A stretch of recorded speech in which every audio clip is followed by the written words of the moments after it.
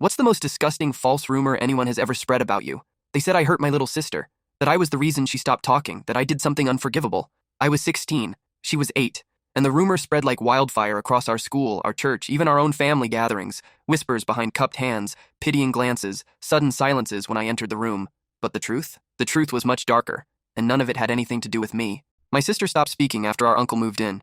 A temporary arrangement, they said. He was recovering, needed help, but no one seemed to notice that she flinched when he walked by, that she clung to me at night and cried in her sleep. I told our parents something was wrong, but they brushed it off as nightmares, stress, a phase. When I pressed harder, they told me to stop causing drama, so I tried to protect her in the only way I could. I stayed close. I watched him. I kept her in sight at all times, but eventually, I slipped. One weekend, I went on a school retreat. When I came back, she was quieter than ever. That Monday, the whispers started. By Friday, someone spray-painted "Sicko" across my locker. I didn't know how the rumor started, but I knew who benefited from it. He started smiling more. My parents grew cold, distant. My mother stopped hugging me. My dad stopped speaking to me at all. I begged my sister to tell them. I begged them to listen. No one did. And then I was alone. I lost everything in weeks. My friends avoided me. Teachers looked through me. I was taken off group projects. People moved their chairs farther away in class. Even the guidance counselor who once told me I had potential now watched me like I was a loaded gun. I ate lunch in a stall just to avoid the stares. I started failing tests. I stopped trying. I stopped speaking too, but for different reasons. People didn't see a teenager anymore. They saw a monster. Then, 2 years later, she finally spoke. At a therapy session after she moved in with our aunt, she told everything, what he did, when it started, who knew, and who tried to help.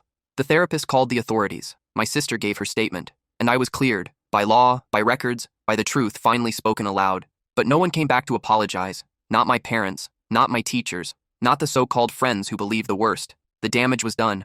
My uncle was arrested, convicted. But still, the silence in my home stayed louder than any courtroom sentence.